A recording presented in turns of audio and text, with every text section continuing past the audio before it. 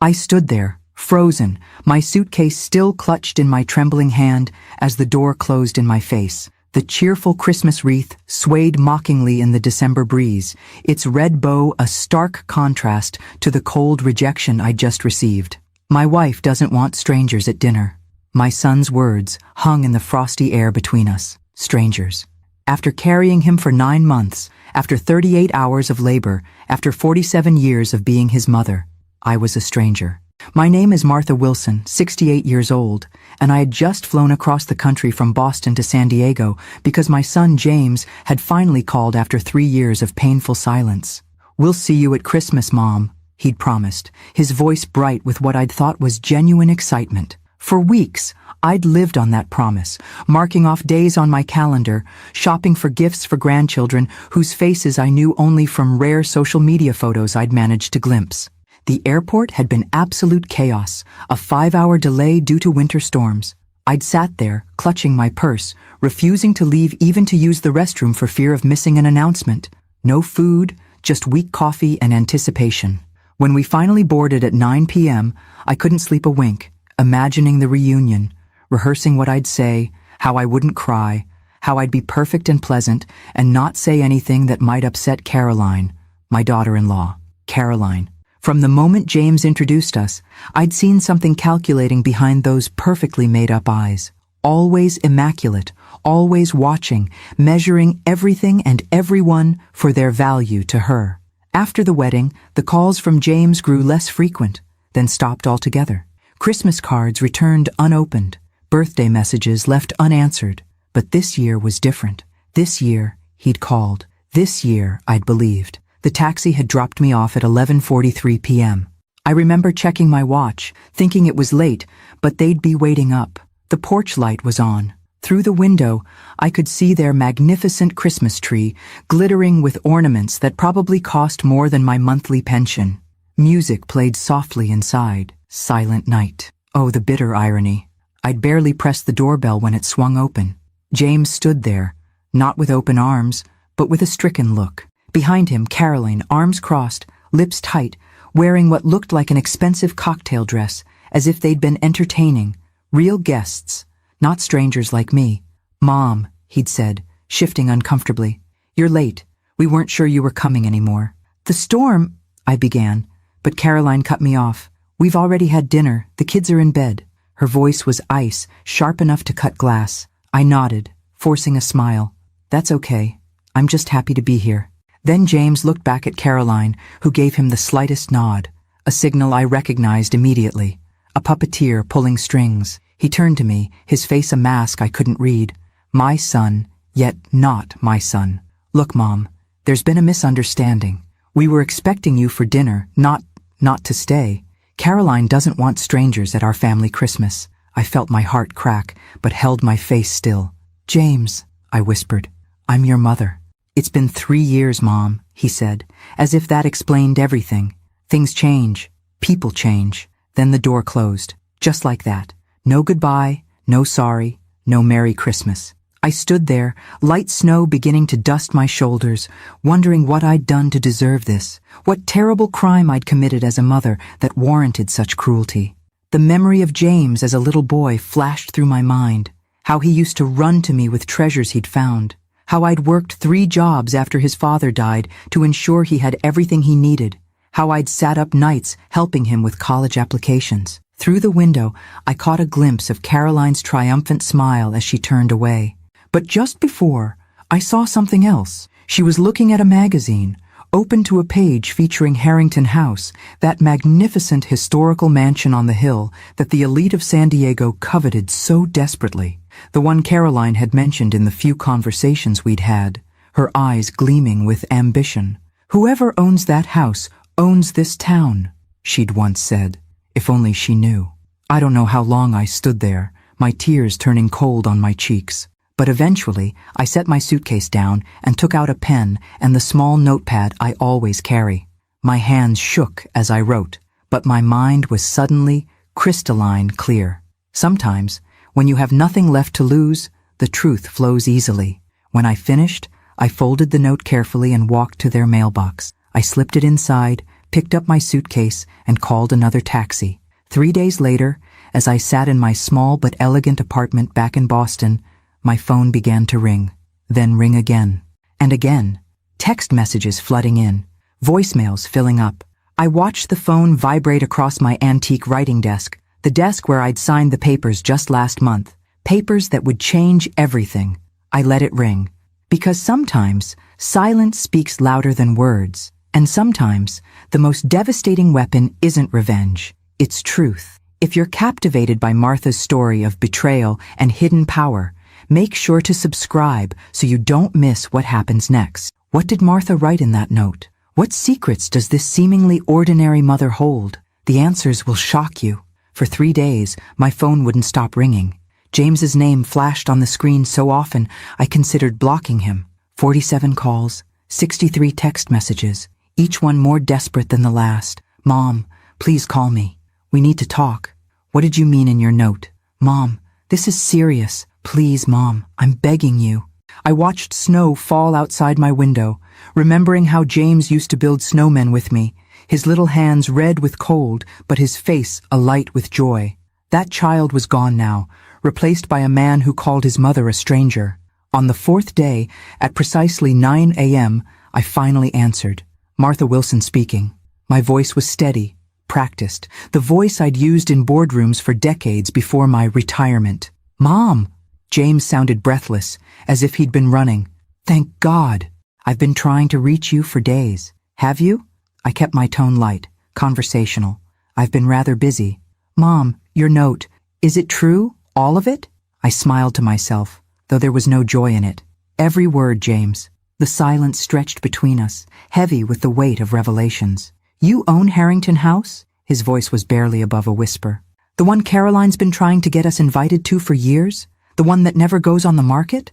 I purchased it through my holding company in 1987, I said simply. Your father and I had planned to retire there. After he died, I couldn't bear to live in it, but I couldn't sell it either. Sentimental value, I suppose. And the trust fund? $12 million? Your grandfather was a prudent man.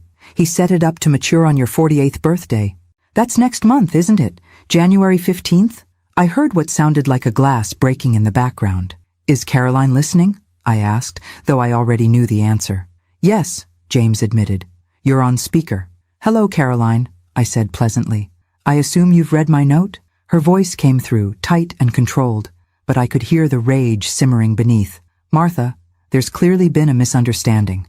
James and I would love for you to come back and spend Christmas with us. The children have been asking about their grandmother. I nearly laughed. Children who had never met me asking about me? The lie was so transparent it was almost insulting. That's very kind, I replied, but I'm afraid I have other plans. What other plans? James asked. Mom, please, we need to talk about this face to face. About what exactly, James? About how you let your wife call me a stranger? Or about how she's been systematically sabotaging your career to keep you dependent on her family connections? Another silence, heavier than the first. What are you talking about? His voice had changed, confusion replacing desperation. The promotion at Westridge Partners last spring, the one you were passed over for. Did you know you were actually the board's first choice? Did you know Caroline met privately with Richard Westridge and convinced him you weren't ready? I have the recording, James. Would you like to hear it? I heard movement, muffled voices, the sound of a door closing. When James spoke again, Caroline was clearly no longer in the room. Mom, this can't be true. Caroline wouldn't do that. Just like she wouldn't intercept my letters, my birthday cards to the children, the Christmas presents I sent every year. I kept my voice gentle. This wasn't about hurting my son. It was about opening his eyes. She said you never sent anything. I have the tracking confirmations, James. Everything was delivered and signed for. I paused. By Caroline. His breathing had grown ragged. I could picture him, running his hand through his hair the way he always did when distressed. Why are you telling me this now? He finally asked. After all this time? The question struck me like a physical blow. Why now, indeed? Because I'd been a coward? Because I'd been afraid of losing him completely? Because, I said slowly, I believed that one day you would remember who you were, who we were. I kept hoping, James, until 3 nights ago when you closed the door. Mom, His voice broke. I'm so sorry. I'm not looking for apologies, James. But I am the trustee of your grandfather's estate. I have certain responsibilities. The terms are clear. The beneficiary must demonstrate sound financial judgment. If I determine that the money would be subject to undue influence or mismanagement, I have the power to redirect it to charitable causes. You wouldn't do that, he said, but uncertainty colored his words. Wouldn't I? 3 days ago, you called me a stranger. Why would a stranger leave you millions of dollars? The truth hung between us, sharp, undeniable. What do you want me to do? He finally asked. That's entirely up to you, James. But know this. I have a meeting with my lawyers on December 26th, the day after Christmas. Whatever decisions you make between now and then will determine my decisions thereafter. You're blackmailing me? Hurt and disbelief warred in his voice. I'm giving you a choice, I corrected gently. Which is more than you gave me when you shut that door. I heard a commotion in the background, Caroline's voice growing louder, demanding to know what I was saying. I should go, James said hurriedly. Yes, you should, I agreed. You have a lot to think about. Just before he hung up, I added, Oh, and James, the passcode to the email account mentioned in my note is your birth date. Everything is there. The recordings, the documents, the proof, all of it. The truth doesn't ask to be believed. It only asks to be seen. After I hung up, I sat motionless, staring at the phone. My hand trembled slightly as I reached for the photograph on my desk. James at his college graduation, beaming with pride, his arm around my shoulders. The last time I truly recognized my son. The door to my apartment opened, and Eleanor, my oldest friend, stepped in with grocery bags. You finally talked to him? She asked, setting the bags down. I nodded, unable to speak. And? She prompted, sitting beside me. And now we wait, I whispered, to see if my son still exists inside the man Caroline created. Eleanor squeezed my hand. He does, Martha. He's in there. And you just threw a grenade into the fortress keeping him prisoner. That night, I dreamed of Harrington House, its sweeping staircases, its garden views, the life I might have had there with my husband, the Christmases we might have shared with our son and his children. Dreams of what never was, what might yet be. My phone pinged at 3:17 a.m. A text from James. I opened the email. We need to talk. I'm coming to Boston. The Boston winter welcomed James with a blizzard. His flight was nearly diverted, but somehow he made it. I watched from my window as the taxi pulled up, as my son stepped out into the swirling snow, looking up at my building with uncertainty written across his face. I'd chosen this apartment specifically for its unassuming exterior. A modest brick building in Back Bay, nothing that would suggest its residents might include someone who controlled millions in assets. Nothing that would hint that apartment 4B housed the anonymous owner of Harrington House, the crown jewel of San Diego real estate. The buzzer rang. I pressed the intercom. 4th floor, I said simply, then released the door. Those 3 minutes it took him to climb the stairs were an eternity. I smoothed my cardigan, touched my silver hair, wondering if he would see the changes time had etched into my face, or if he would see only the stranger Caroline had convinced him I was. The knock, when it came, was hesitant. 3 soft taps. I opened the door to find my son looking more haggard than I'd ever seen him.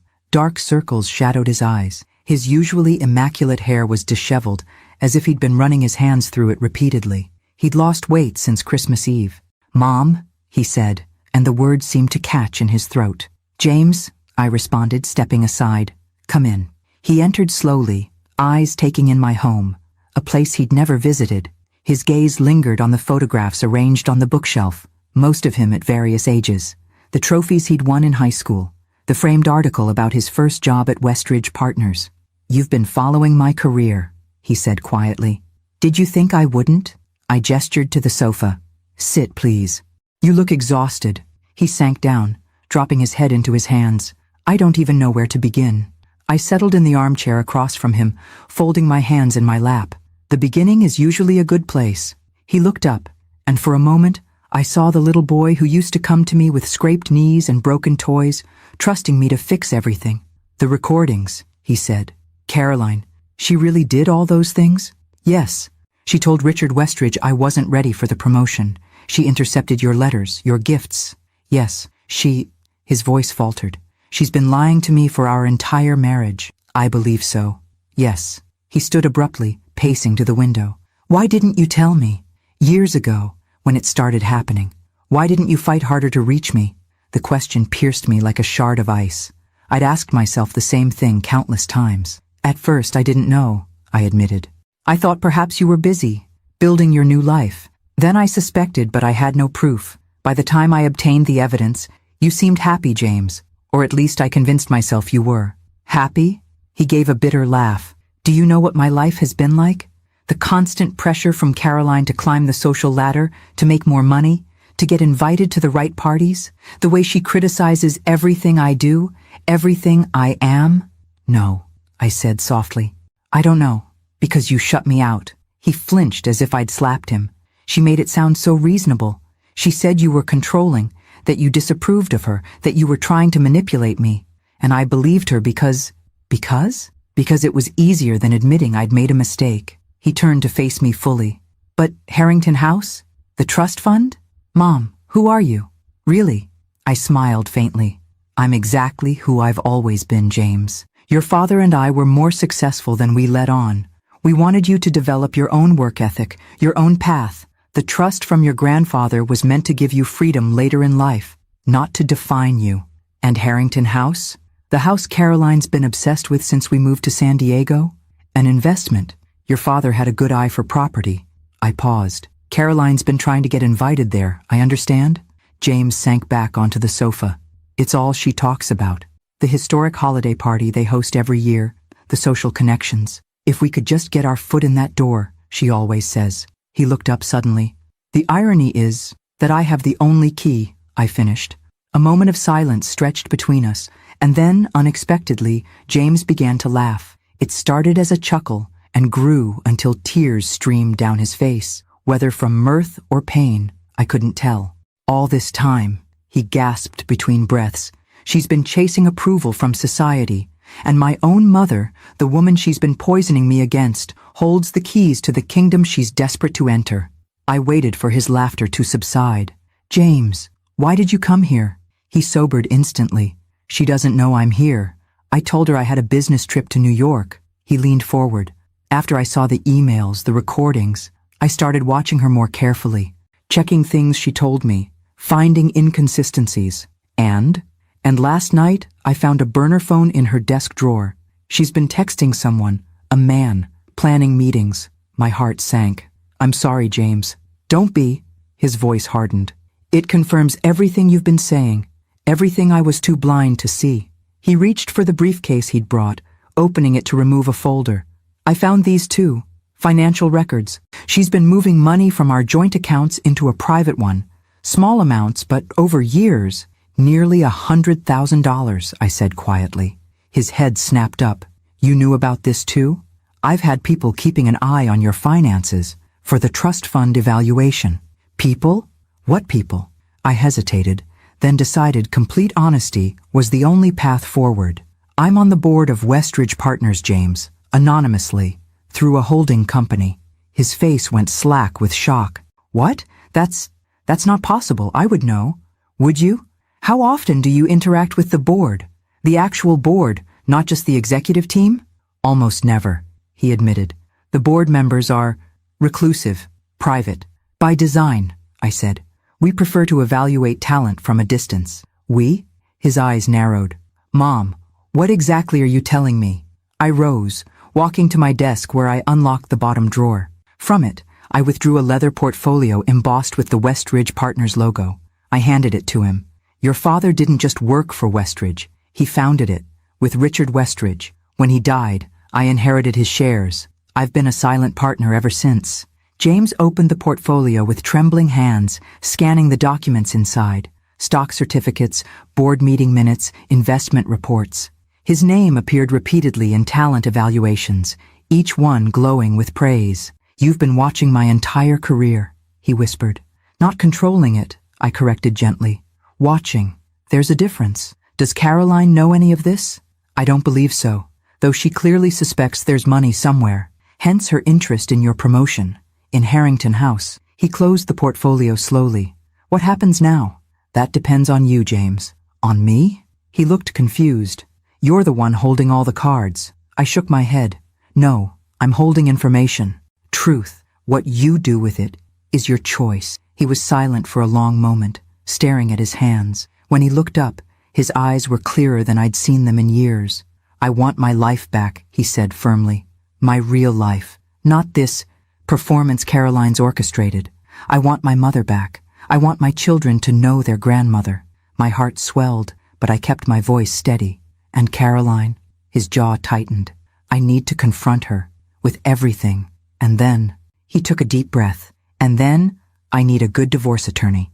I nodded, allowing myself to feel the first fragile tendrils of hope.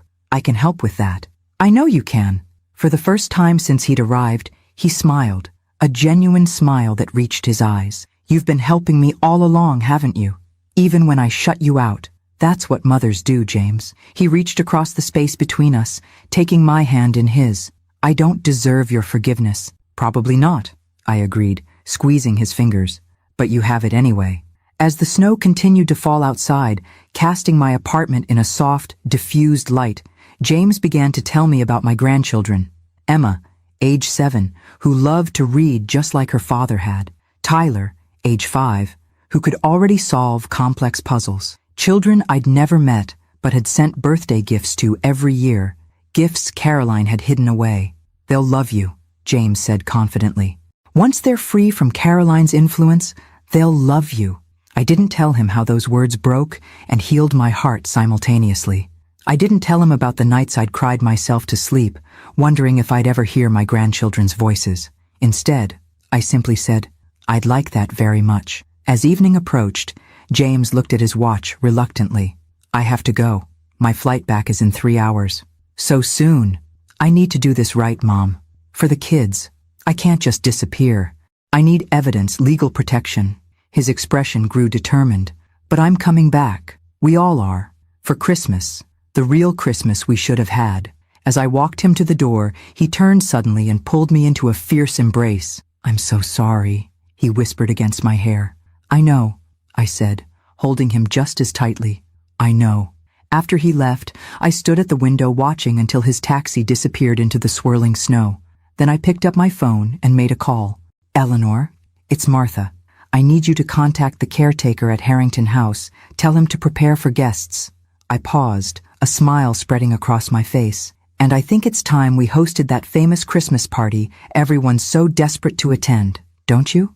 Caroline called me the next morning, her voice dripping with artificial sweetness. Martha, what a lovely surprise. James told me he ran into you in New York. Such a coincidence. I held the phone slightly away from my ear, amused by the transparent lie. So James hadn't revealed his Boston visit. Interesting. Did he? I kept my tone neutral. How nice. Yes, and we've been talking. A practiced pause. We feel terrible about Christmas Eve. There was a misunderstanding, and with the children sick, I was so stressed. The children had been sick? Another lie.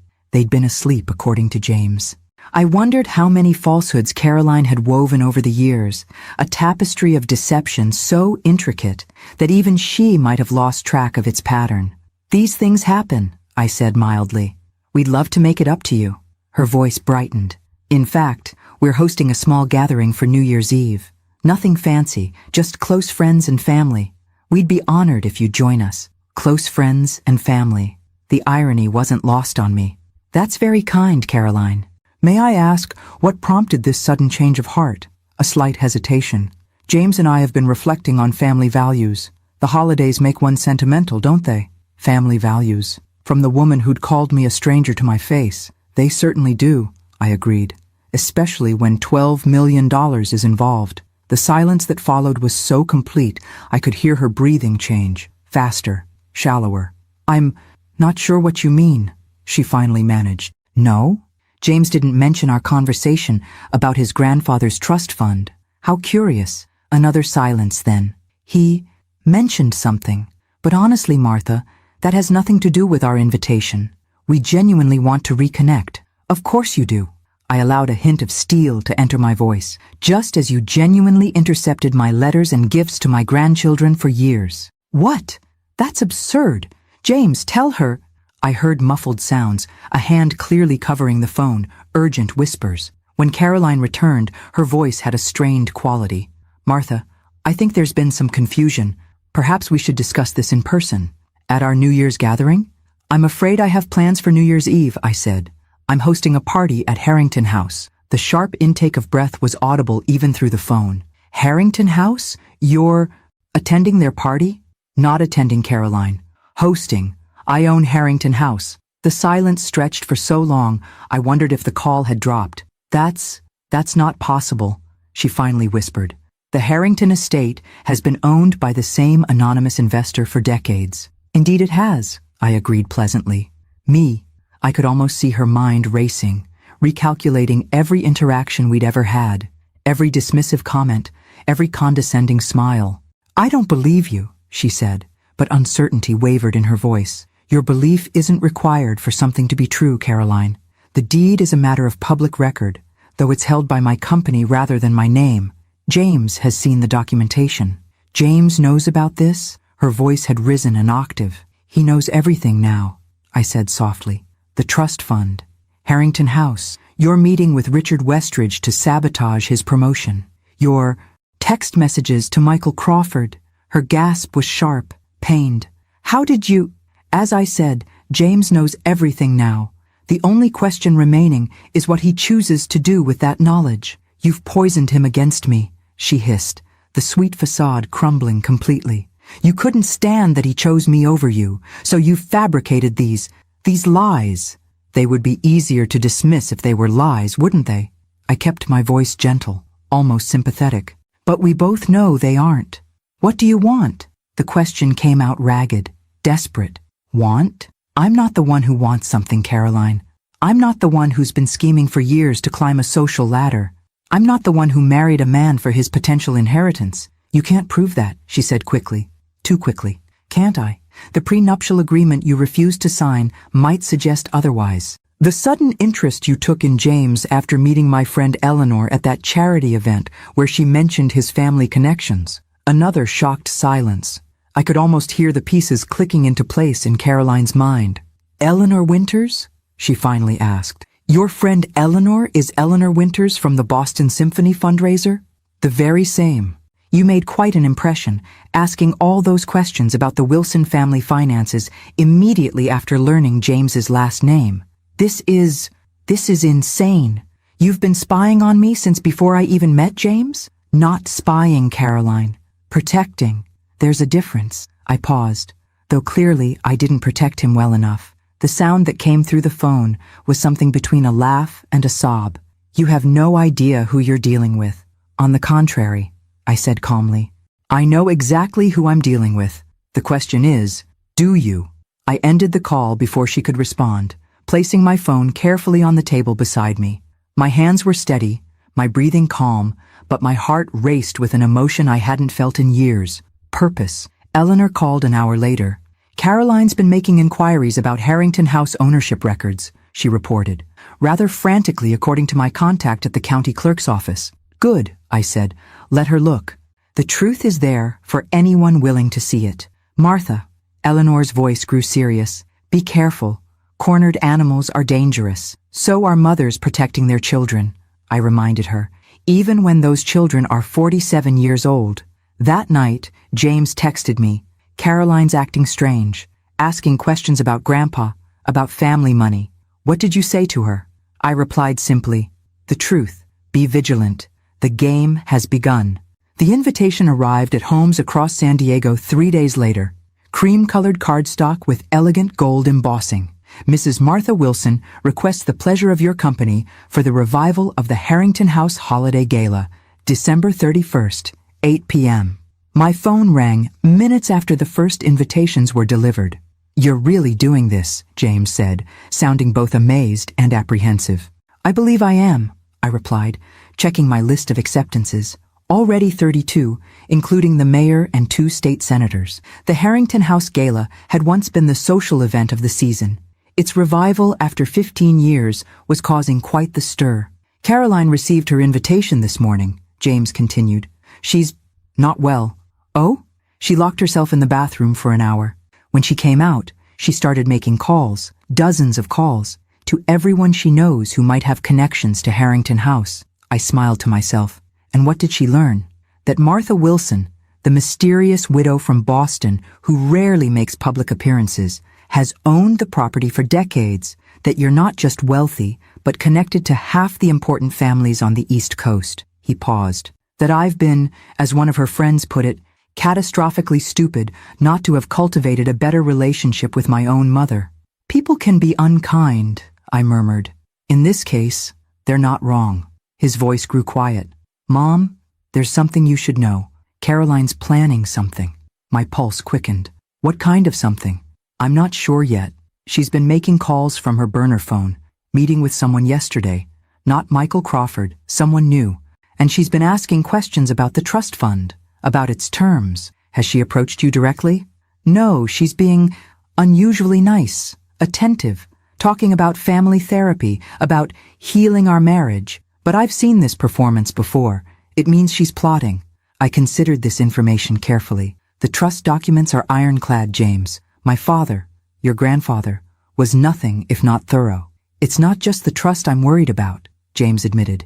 It's the children. Since I confronted her about the text messages, she's been keeping them especially close, canceling play dates, picking them up early from school, almost like she's preparing. A chill ran through me.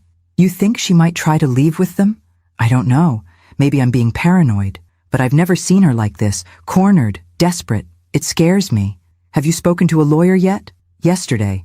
He's preparing divorce papers but advised me to gather more evidence before filing. Caroline's family has connections in the legal community here, which is why you'll be using my attorneys in Boston, I said firmly. They're already drawing up custody documents. Forward everything you have, the texts, financial records, recordings, to the secure email I sent you. I will. He hesitated. There's one more thing. Caroline's insisting we attend your party. Together, as a family. This surprised me. Even after everything? She says it's important to keep up appearances, that we can't let rumors start, but I think she wants to confront you, or worse, humiliate you somehow. Let her try, I said calmly. Harrington House has weathered many storms over the centuries. One more won't matter. Mom, be careful. You don't know what she's capable of. But I did know. I'd been watching Caroline's machinations for years, the calculated social climbing, the subtle manipulation, the isolation techniques she'd used on my son. Caroline was dangerous precisely because she presented such a perfect facade to the world while operating in shadows. Trust me, James. I've faced worse adversaries in my life. Who even are you? He asked, a note of wonder in his voice. This confident, strategic woman who owns mansions and outmaneuvers socialites? I'm the same person I've always been, I said softly. The mother who read you bedtime stories and bandaged your scraped knees. The woman who ran your father's company after he died, who sat on boards and made investments while maintaining the modest life we believed would give you better values. Why didn't I see it? All those years. Because I didn't want you to. Your father and I agreed. You needed to find your own path, not live in our shadows. After we hung up, I sat for a long time at my desk, looking at the photograph of my late husband, Robert. His kind eyes seemed to assess me from across the decades. I'm bringing our boy home, I whispered to his image, whatever it takes. That evening, Eleanor and I finalized the plans for the gala. Caterers, musicians, floral arrangements flown in from Holland. No expense spared. If this was to be my re-entry into society after years of intentional obscurity, it would be nothing less than spectacular. Caroline will try something, Eleanor warned as we reviewed the guest list. You know that, right? I'm counting on it, I replied, adding another name to the VIP section. In fact, I'm making it easy for her. Eleanor raised an eyebrow. Martha Wilson, are you setting a trap? I prefer to think of it as creating an opportunity. I smiled. For Caroline to reveal herself in front of the very society she's so desperate to impress. My phone chimed with a text from James. Emma asked about you today. Is Grandma really having a princess party in a castle? Caroline was livid. My heart swelled at this first acknowledgement from my granddaughter. Tell her it's not quite a castle, I typed back, but her grandmother would be honored to give her a tour. Another message appeared moments later.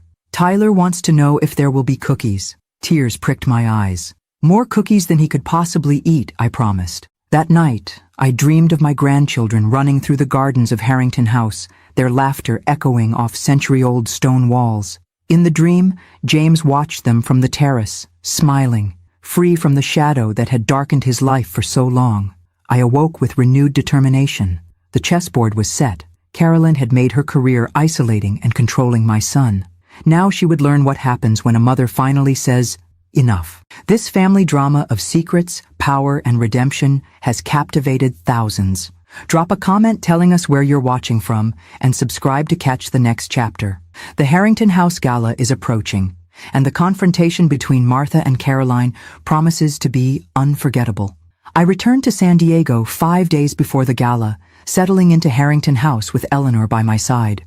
The mansion awakened around us, chandeliers polished to brilliance, hardwood floors buffed to a mirror shine, gardens sculpted to perfection despite the December chill. Standing in the grand foyer, watching staff transform the space with garlands and white roses, I felt a strange homecoming. This house had been an investment, a memory, a secret, never truly a home. Now, perhaps, it could become one. Mrs. Wilson, the house manager, Henderson, approached with a silver tray. "There's been a delivery for you." On the tray sat a small box wrapped in expensive paper, tied with a silk ribbon. The card read simply, "A peace offering. Caroline." Eleanor eyed it suspiciously. "Don't open it." I carefully untied the ribbon anyway. Inside the box nestled a delicate crystal ornament, a perfect miniature of Harrington House itself, expertly crafted. "Well," Eleanor said, examining it, "you have to admire the audacity." "A reminder that she knows where I live," I noted, placing the ornament on the mantelpiece. "How considerate." My phone rang. James. "Caroline just told me she sent you a gift," he said, his voice tense. "What was it?" I described the ornament. He exhaled sharply. "Mom, she spent $3,000 on that. Custom-made, rush-ordered from some famous crystal artist." "A rather expensive threat," I remarked. "There's more. She's been meeting with her father's attorney, and she asked me to sign papers for a home equity loan yesterday. Said it was for renovations. When I refused, she didn't even argue. Because she has another plan," I concluded. "Has she mentioned the children attending the gala?" "She's already bought them outfits. Says it's important they meet their grandmother properly." A chill ran through me. "James, I want you to do something. Check the children's passports." "Their passports? Why would—" He stopped abruptly. "You think she's planning to leave the country with them? It's what I would consider in her position. Facing exposure, divorce, potential financial ruin." The line went silent as James presumably went to search for the documents. When he returned, his breathing was rapid. "They're gone. Both passports plus birth certificates. And some of their clothes are missing. Not enough to notice immediately, but favorite items, comfort toys." My mind raced. When is she planning to attend the gala? We're supposed to arrive at 8 with everyone else. She's been talking about making a grand entrance. And the children? She insists they come with us, says it's a family occasion. I exchanged glances with Eleanor, who nodded grimly. "James, listen carefully. Caroline isn't planning to stay at the gala. She's going to use it as cover. Drop in briefly to establish her presence, then slip away with the children while everyone is distracted." "How can you be so sure?" "Because it's elegant," I said simply. "Everyone who matters in San Diego will be here. If she disappears afterward, people will assume she's still at the party for hours. By the time anyone realizes, she could be halfway to anywhere. What do we do?" His voice had the controlled panic of a man whose worst fears were confirming themselves. "First, you say nothing to Caroline. Act normal. Second, call your attorney and alert him to the missing passports and documents. Third," I paused, considering, "bring the children to me today." "What? How?" "Tell Caroline you're taking them to buy her a surprise for the party. Bring them here instead. She'll never agree to let me take them alone. She hasn't let them out of her sight for days." I closed my eyes, thinking. "Then suggest a family outing, somewhere public. The children have never met me. She won't suspect if you suggest bringing them to the beach this afternoon. And you'll just happen to be there?" "Precisely. A chance encounter with their long-lost grandmother. Once we've met, it will be harder for her to keep them from me." James was quiet for a moment. "La Jolla Cove, 3 o'clock. There's a playground on the north end. I'll be there. I promised. After we hung up, Eleanor looked at me skeptically. You really think Caroline will fall for this? She's desperate and overconfident, a dangerous combination that often leads to poor judgment. Besides, she still doesn't know exactly what James knows. She's operating on incomplete information. And if she refuses to let him take the children, then we move to Plan B. I picked up my phone again. Henderson, please connect me with Chief Sullivan. The police chief had been among the first to RSVP to the gala. His wife and I had served on the same hospital board in Boston years ago, a connection Caroline would have no way of knowing about. 3 hours later, I sat on a bench at La Jolla Cove, watching children play against the backdrop of crashing waves. Eleanor sat a discreet distance away, pretending to read. We'd arrived an hour early, positioning ourselves carefully. At exactly 3 o'clock, I spotted them. James, walking stiffly. Caroline, elegant in designer casual wear. And between them, 2 small figures, my grandchildren. My heart nearly stopped. Emma was tall for 7, with James's dark hair and thoughtful expression. Tyler was all energy, breaking away from his parents to race toward the slide. They were more beautiful than any photograph could capture. I remained seated, breathing deeply, waiting. James led them on a meandering path that gradually approached my bench. Caroline seemed distracted, checking her phone frequently, her posture tense. When they were within 10 feet, James stopped abruptly. Mom? Mom, is that you? I stood, arranging my features into surprised delight. James, what a wonderful coincidence. Caroline's head snapped up, her eyes narrowing as she registered my presence. James moved forward, embracing me warmly, a performance that felt startlingly genuine. Children, he said, turning to Emma and Tyler. This is your grandmother. My mother. Emma studied me with solemn eyes. Tyler simply asked, Are you having cookies at your castle party? I laughed, genuinely.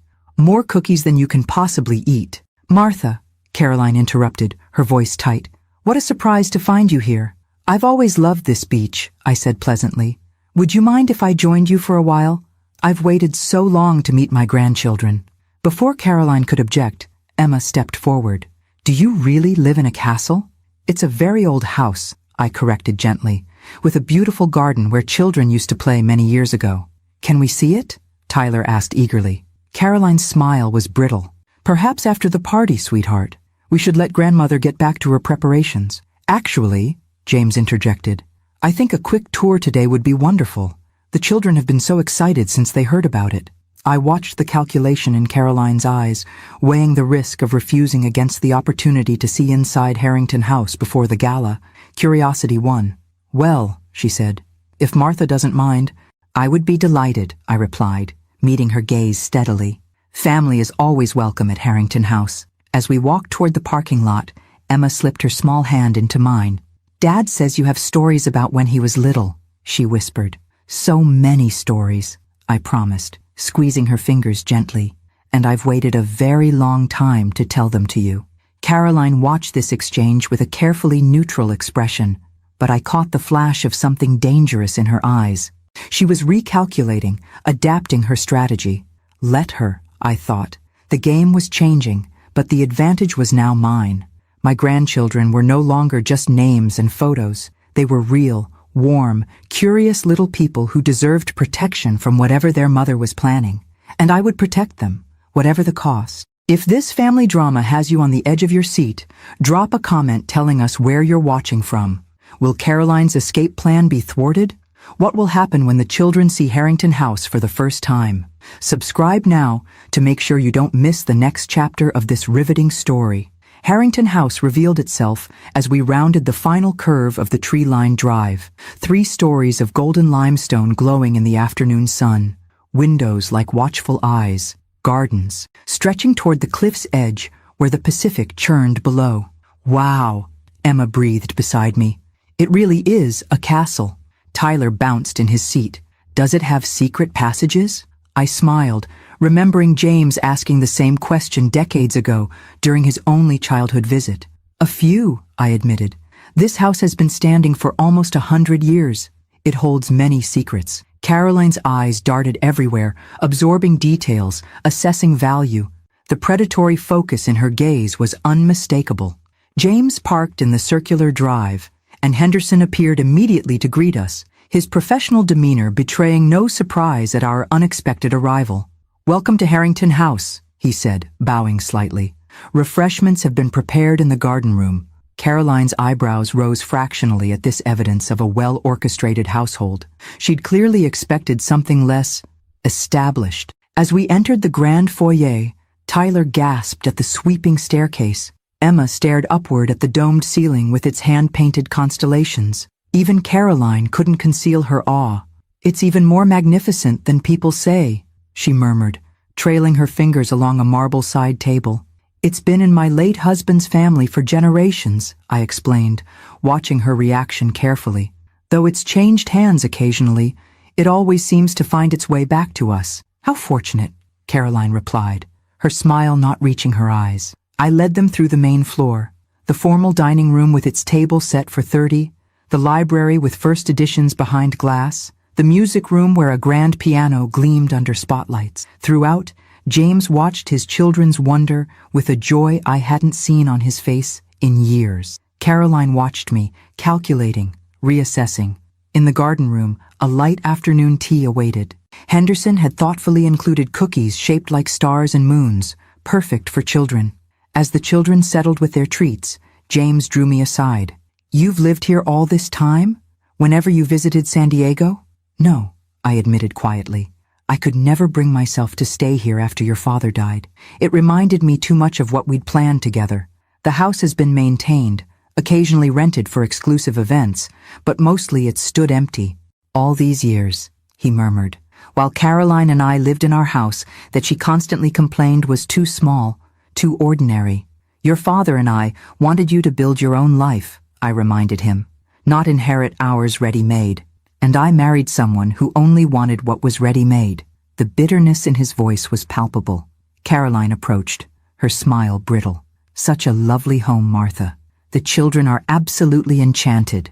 "I'm glad," I replied warmly. "I hope they'll visit often." "Of course," she said smoothly. "Family is so important. Which reminds me, James, didn't you want to show the children the gardens while I have a moment with your mother?" James hesitated, glancing between us. "An excellent idea," I encouraged. "The rose garden is particularly beautiful, even in December. Henderson can show you the way." After they departed, Caroline's facade dissolved like sugar in rain. "What are you doing?" she demanded, voice low and intense. "Having tea with my family," I replied calmly. "Is that a problem?" "You know exactly what you're doing. This house, the gala, appearing at the beach today, it's all calculated to undermine me." I sipped my tea. How insecure you must be, to see a grandmother meeting her grandchildren as some form of attack. "Don't play innocent. I've done my research on you now, Martha Wilson. Boston society maven, silent partner in multiple companies, friend to senators and judges. You make me sound far more interesting than I am." Her laugh was harsh. "The act might work on James, but not on me. You're trying to take my family apart." "Your family?" I set down my cup carefully. "The family you've isolated from me for years? The husband whose career you've sabotaged? The children you're planning to take out of the country without their father's consent?" Her face blanched. "What are you talking about?" "The missing passports, Caroline. The packed favorite toys. The sudden interest in home equity loans. Did you think James wouldn't notice?" She recovered quickly. "That's absurd. I would never." "Wouldn't you? When faced with losing everything, the social position, the financial security, the control?" "You have no proof of anything," she hissed. "Actually, I do." I smiled placidly. "The beauty of wealth, Caroline, is that it buys excellent security services. I have records of your meetings with Michael Crawford, your visits to private banking institutions, the offshore account you've been establishing." This was a calculated bluff, but from the flash of panic in her eyes, it struck home. "Whatever James has told you is distorted," she insisted. "We've had problems, yes, but all marriages do. He's confused, possibly even having some kind of breakdown. His work has been so stressful." "The work you prevented him from advancing in?" I interjected. "Or the work where his mother is actually on the board?" Caroline went very still. "You're lying." "Am I? Ask James about the board meeting last spring, the one where your name came up specifically as a potential liability to his advancement." Her composure cracked further. This is character assassination. You've poisoned him against me." "No, Carolyn, You did that yourself, the moment you called his mother a stranger at Christmas. She leaned forward, voice dropping to a venomous whisper. You think you've won. You have no idea what I'm capable of. On the contrary, I replied evenly. I know exactly what you're capable of. That's why Chief Sullivan has been alerted about the missing passports. That's why the Border Patrol has the children's names flagged. That's why your father's attorney received a very interesting package of documents this morning detailing your extramarital activities. Her face drained of all color. You wouldn't dare. I already have, I said simply. The question is, what will you do now? Continue with a plan that's already compromised? Or find a way to salvage your dignity? Before she could answer, the garden doors burst open and Tyler ran in, face alight with excitement. Grandma! Dad says there's a treehouse in the big oak. Can we see it? I turned to him with genuine warmth. Of course, sweetheart. It was your father's favorite place when he was your age. Caroline watched, speechless, as I took Tyler's hand and led him back outside. In the garden, Emma was examining roses while James pointed out different varieties. The scene was so perfectly ordinary, so completely what I had dreamed of for years, that my heart ached with the fullness of it. You okay, Mom? James asked quietly, coming to stand beside me. Never better, I assured him, though I could feel Caroline's eyes boring into my back from the house. But we need to be vigilant. The storm hasn't passed yet. James nodded imperceptibly, then clapped his hands. Who wants to see the secret passage that leads to the beach? As the children cheered, I cast one glance back at Caroline, still watching from the garden room window. Her expression had changed from fury to something far more dangerous, calculation. The game wasn't over. It had barely begun. On the eve of the gala, Harrington House hummed with activity. Florists arranging white roses and silver eucalyptus, caterers preparing delicacies, staff polishing every surface until the entire mansion gleamed. I stood at the window of the master suite, watching the sun set over the Pacific, painting the sky in shades of amber and rose. My phone chimed with a text from James. Caroline hasn't come home. Told the children she had important errands this morning. No contact since. My stomach tightened. In the 3 days since our confrontation at Harrington House, Caroline had been unnervingly quiet. No more gifts. No more threats. She'd gone through the motions of daily life while radiating a cold fury that James said had made the house feel like it was filled with static electricity. Are the children with you? I typed back. Yes. Emma's reading. Tyler's building a fort with every pillow in the house. Bring them here tonight, I decided suddenly. Stay until the gala. Henderson has prepared guest rooms. His response came quickly. Already packed their bags. Caroline wouldn't know. We'll be there in an hour. I set the phone down, a mixture of relief and apprehension washing over me. Having James and the children safely at Harrington House eased one concern, but Caroline's disappearance raised another. She wasn't the type to simply vanish, to surrender without a fight.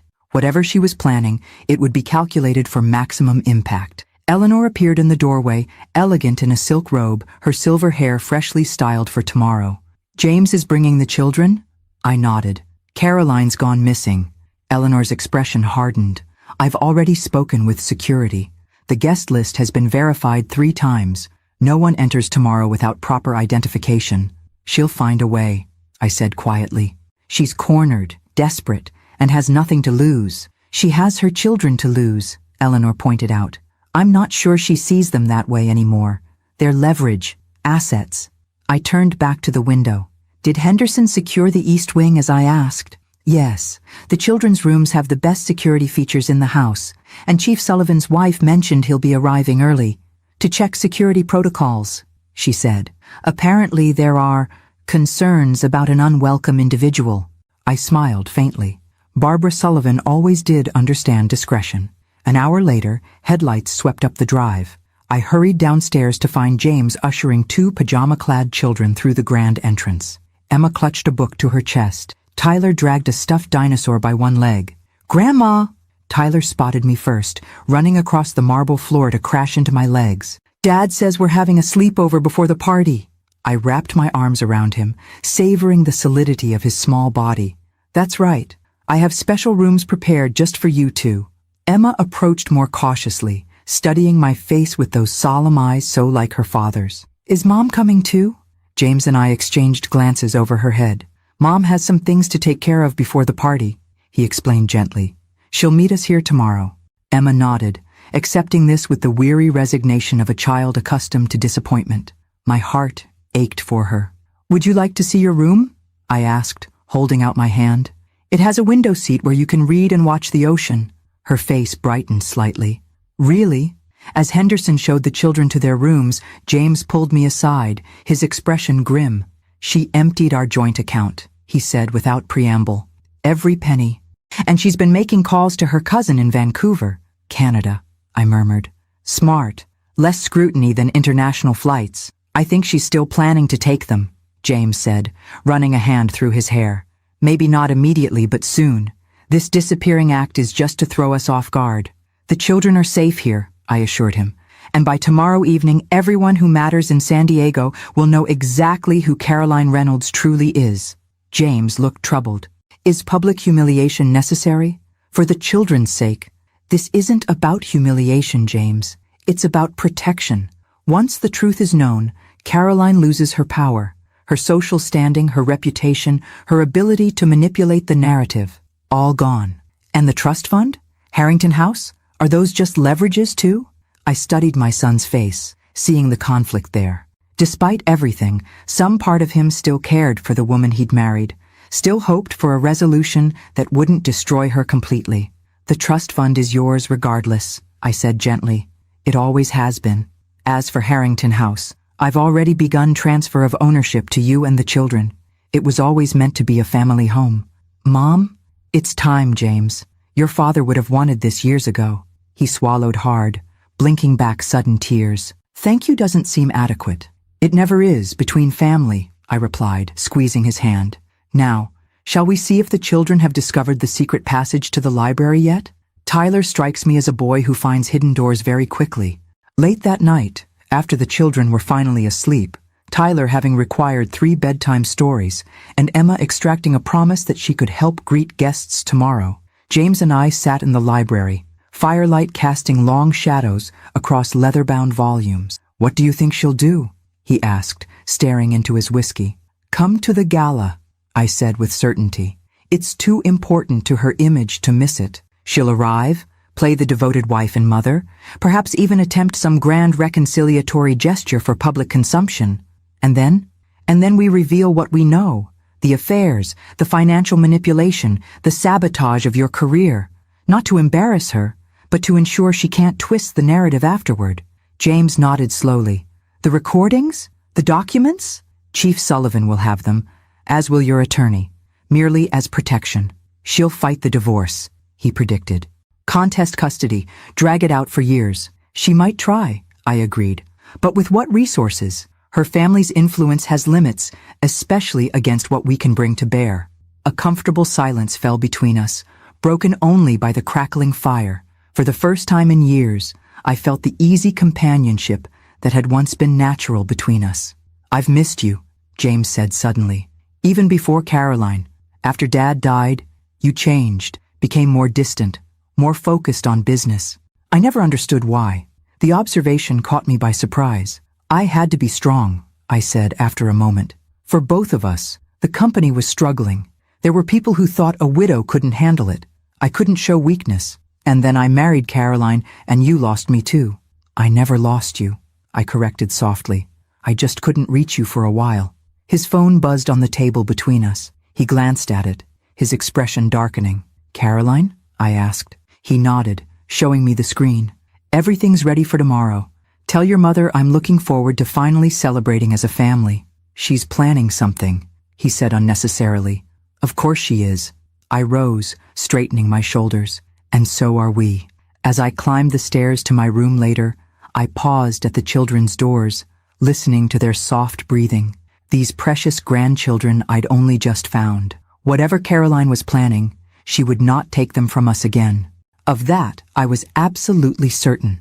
The Harrington House Gala, a social event to some, a battleground to others, was now less than 24 hours away. Harrington House blazed with light against the evening sky, every window aglow, spotlights illuminating the facade. Cars lined the circular drive, Bentleys, Maseratis, the occasional discreet limousine, as San Diego's elite arrived in waves of expensive perfume and designer formal wear. I stood at the top of the grand staircase, surveying the scene below.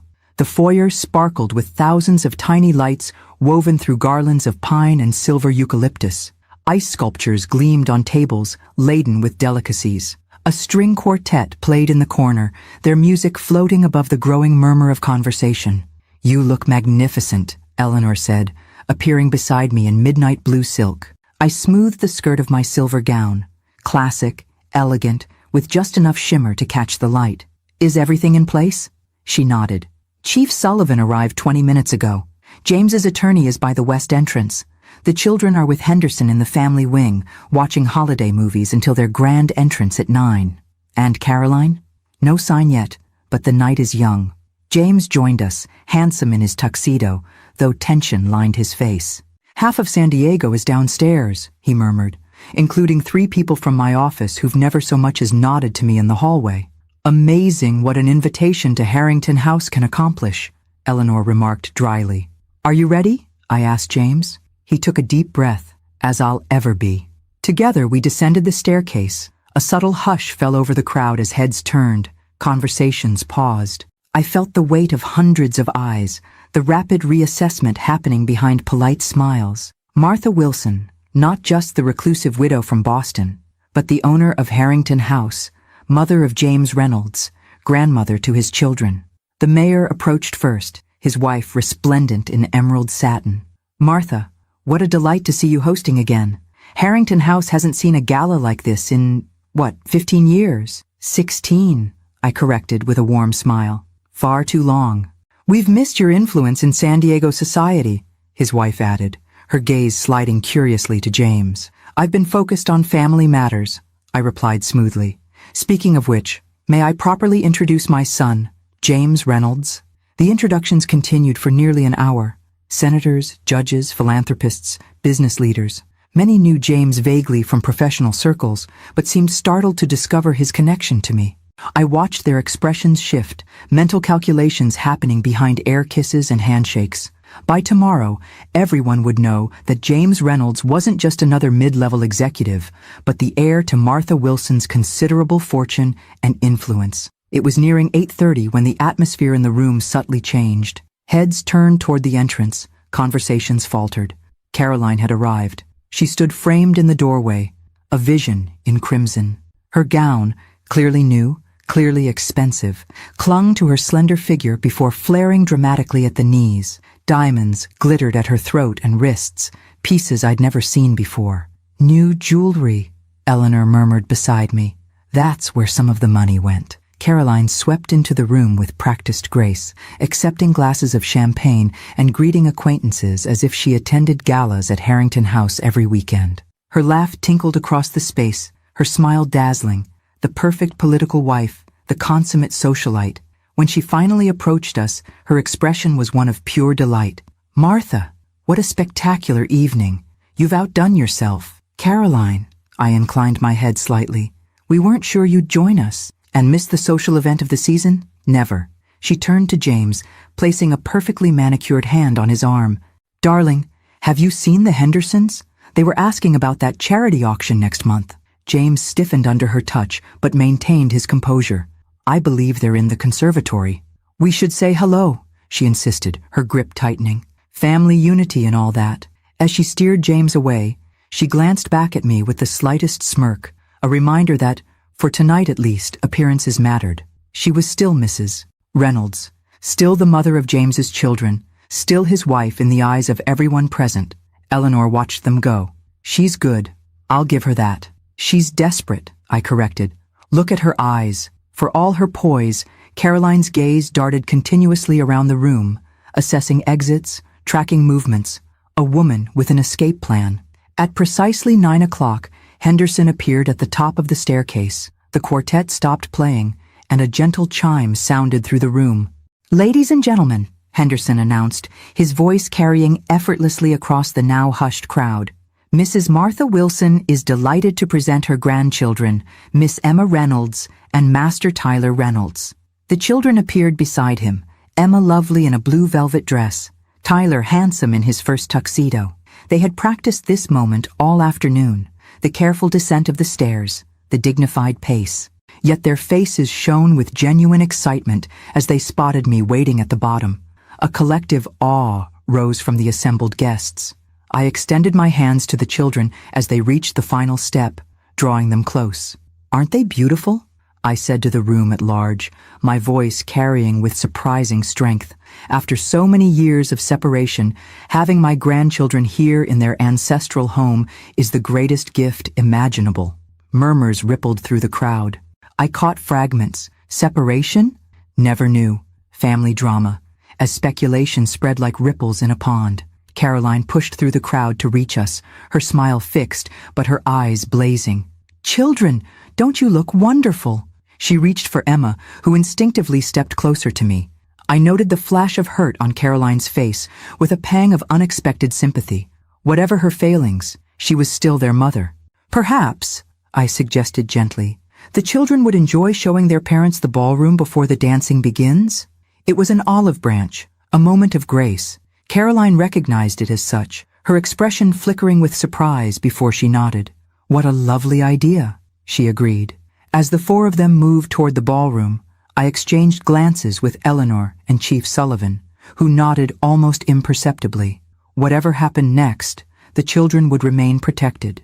I circulated among my guests, accepting compliments on the renovation, the food, the music, but my attention remained fixed on the ballroom entrance, waiting for what I knew must come.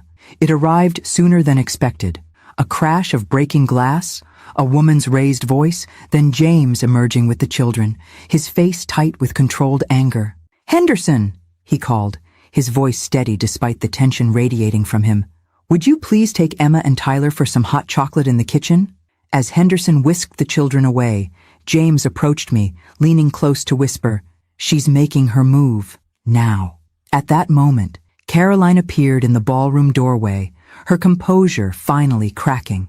Her perfect hair had come slightly undone, her lipstick smudged at one corner. "James!" she called too loudly. "We need to discuss this like adults." The room fell silent, hundreds of eyes swiveling between husband and wife, sensing the drama unfolding in their midst. "There's nothing to discuss," James replied, his voice deliberately calm. "It's over, Caroline." She laughed, a brittle sound like breaking glass. "Over? You think you can just end our marriage because your mother fills your head with lies?" I stepped forward. "I believe it was your actions that ended your marriage, Caroline. The affairs, the financial deception, the sabotage of James's career." Gasps rippled through the crowd. Caroline's face flushed deep red. "How dare you?" she hissed. "In front of everyone." "The truth comes out eventually," I said simply. "Better here, among friends, than in a courtroom." Her eyes darted around the room, noting the avid interest on every face, the whispers already beginning. Her carefully constructed social image was dissolving before her eyes. "This isn't over," she said, voice dropping to a venomous whisper. "You have no idea what I've set in motion." With that cryptic statement, she turned and stalked toward the foyer. James moved to follow, but I caught his arm. "Let her go," I advised. "Chief Sullivan has officers outside. She won't get far." But as Caroline reached the grand entrance, the front doors burst open. A man in an expensive suit entered, flanked by two uniformed police officers. "Mrs. Reynolds," he announced loudly, "I have a warrant for your arrest on charges of embezzlement and wire fraud." The crowd gasped collectively. Caroline froze, her face draining of color. "Who?" she began.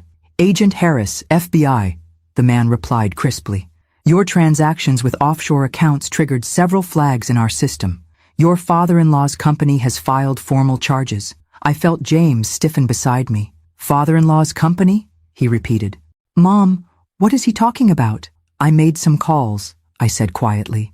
"The money she's been siphoning for years, it wasn't just from your joint accounts. She's been embezzling from Westridge Partners through a ghost vendor scheme." Caroline's gaze locked with mine across the crowded foyer. In that moment, I saw not just anger, but genuine shock. She hadn't known I was connected to Westridge, hadn't known I could trace her financial manipulations that far back. As the officers led her away, the crimson train of her gown trailing across the marble floor, the gathered elite of San Diego erupted into furious whispers. Tomorrow, The story would be everywhere. Caroline Reynolds arrested at the Harrington House Gala, her carefully constructed life exposed as a fraud. James watched her go, his expression unreadable. "You arranged this," he said finally. "The arrest, the timing, the public humiliation. Not the way you think," I replied. "I simply provided information to the proper authorities. The rest was Caroline's doing entirely." He nodded slowly, processing. "The children are safe, enjoying hot chocolate with Henderson." I touched his arm gently. "Go to them. They'll need their father tonight." As James headed toward the kitchen, Eleanor appeared at my side. "Well," she murmured, "that was more dramatic than even I expected."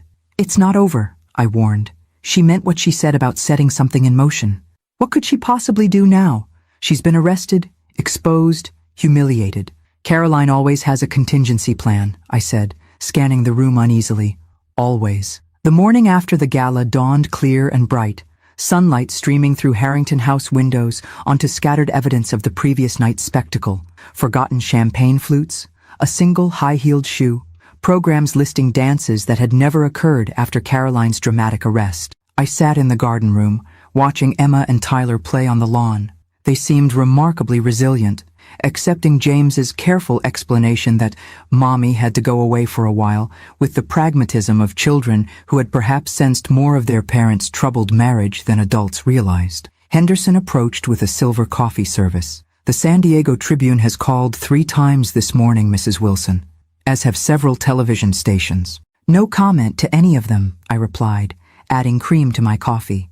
"Where is James?" "Still on the phone with the attorneys, madam. In the library." I nodded, unsurprised. The legal machinery had been set in motion: divorce proceedings, custody arrangements, the untangling of financial ties. Caroline had been released on bail in the early hours of the morning, collected discreetly by her father. She was under court order to stay away from James and the children, pending further hearings. Yet despite all this, a sense of unease clung to me like morning fog. Caroline's parting words echoed in my mind. "You have no idea what I've set in motion." My phone rang. "Eleanor."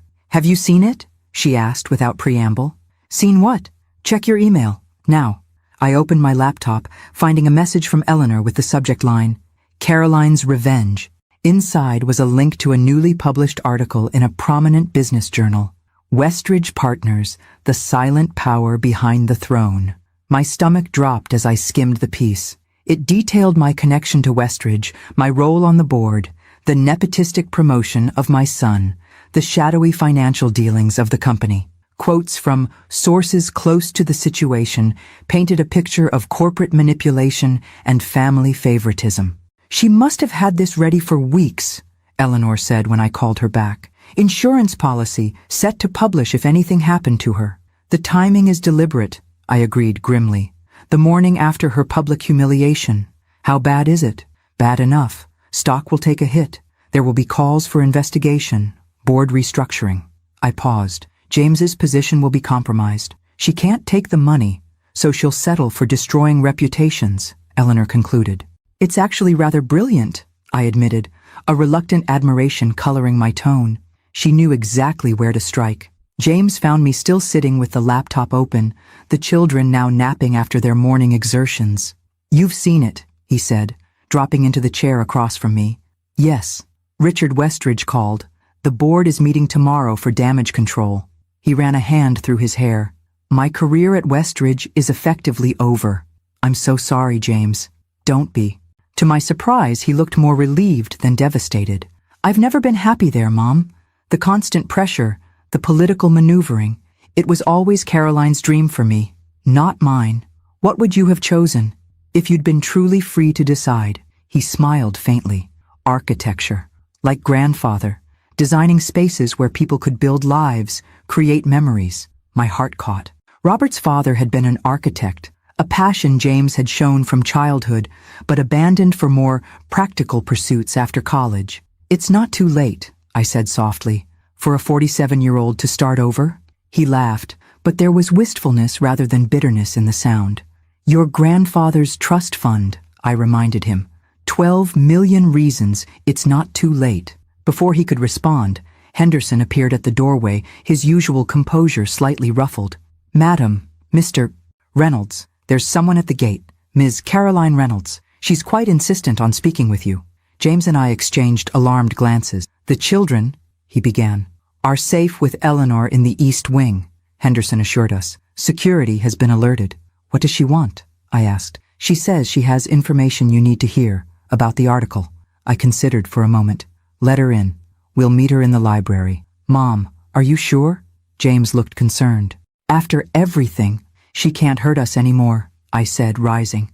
The truth is already out, but I am curious what she thinks she has to say. Caroline entered the library 10 minutes later, a diminished version of the woman who had swept into the gala in crimson glory. She wore simple black slacks and a gray blouse, her hair pulled back severely, no makeup disguising the shadows under her eyes. Thank you for seeing me, she said formally, declining to sit when offered. What do you want, Caroline? James asked, his voice tight. To deliver a message, she replied, addressing me rather than her husband. The article this morning? It's just the beginning. Is that a threat? I kept my tone mild. A fact. My father has connections at the SEC. He's pushing for a full investigation of Westridge Partners, with particular attention to your role, Martha. By this afternoon, there will be formal inquiries. By next week, possibly federal charges. On what grounds? James demanded. Insider trading, conflicts of interest, creative accounting. She shrugged slightly. The usual suspects when a company falls under scrutiny. I studied her carefully. Despite her controlled demeanor, there was something almost feverish in her eyes, the look of someone running on adrenaline and desperation. And you came here to gloat? I asked. I came to negotiate. James laughed incredulously. Negotiate? You're facing embezzlement charges. You tried to flee with our children. What possible leverage do you think you have? The ability to make this go away, she replied simply. My father can call off the SEC. The article can be retracted. Westridge Partners can continue undisturbed. She paused. In exchange for dropping the embezzlement charges and a generous divorce settlement. I smiled, genuinely amused. You never stop, do you, Caroline? Excuse me? The scheming, the manipulating. Even now, backed into a corner, you're still trying to gain advantage. She lifted her chin. I'm trying to salvage something from the wreckage you've made of my life. The wreckage you created, James corrected quietly. Every step of the way. Perhaps, she conceded. But my offer stands. My father awaits your answer. I rose, walking to the library window where I could see Emma and Tyler now awake, playing on the lawn with Eleanor. Their laughter floated faintly through the glass. Tell your father thank you. But no, I said finally. Caroline's composure slipped. You can't be serious. The scandal will destroy Westridge, your reputation, James's career. Possibly, I agreed, turning back to face her. But you know what it won't destroy? This family, the one you tried so hard to tear apart. And Westridge Partners will survive, James added. Companies weather scandals every day. Besides, I continued, there's something you should know about those embezzlement charges. What? Caroline looked wary. They didn't come from Westridge Partners. They came from the FBI's Financial Crimes Unit, which has been investigating you for over a year. Your manipulations weren't as clever as you thought. The color drained from her face. You're lying. Call your father, I suggested gently. Ask him who originally tipped off the authorities. I believe you'll find it was your former assistant, the one you fired last year for incompetence. Caroline swayed slightly, the full implications hitting her. No corporate conspiracy, no vengeful mother-in-law, just her own actions returning to haunt her. The children, she said finally, her voice small. Will you keep them from me completely? For the first time, I saw beyond the manipulator to the mother, flawed, selfish perhaps, but still a mother. No, James answered, surprising me. They need their mother. Supervised visitation once the legal issues are settled. If you get help, demonstrate change. We can revisit the arrangement. Tears filled her eyes, the first genuine emotion I'd seen from her. Thank you, she whispered. As Henderson escorted her out, James turned to me. Was that weakness or wisdom? Compassion, I corrected, and it's never weakness. Later that evening, we gathered in the garden room, James, the children, Eleanor, and I, for a simple dinner of pasta and garlic bread. As Tyler regaled us with elaborate plans for the treehouse he wanted to build, and Emma shared discoveries from her exploration of the library, I felt a profound sense of rightness settle over me. The next weeks would bring challenges, legal proceedings, financial scrutiny, the inevitable tabloid interest in the Harrington House scandal. But here, in this moment, with my family finally reunited under one roof, none of that seemed to matter. James caught my eye across the table, raising his water glass in a subtle toast. "To new beginnings," he murmured. "And to promises kept," I added, thinking of the son who had once said, "See you at Christmas, Mom," a promise that had led us through darkness to this unexpected light. Outside the windows of Harrington House, the sun set over the Pacific, painting the sky in shades of promise. Whatever storms still lay ahead, we would weather them together, not as strangers, but as family. Thank you for joining us on this journey of betrayal, redemption, and the enduring power of a mother's love. If Martha's story touched your heart, please subscribe and turn on notifications so you never miss another story. And remember, sometimes the strongest words we can say are the simplest. I am your mother. Words that can close doors or open them forever.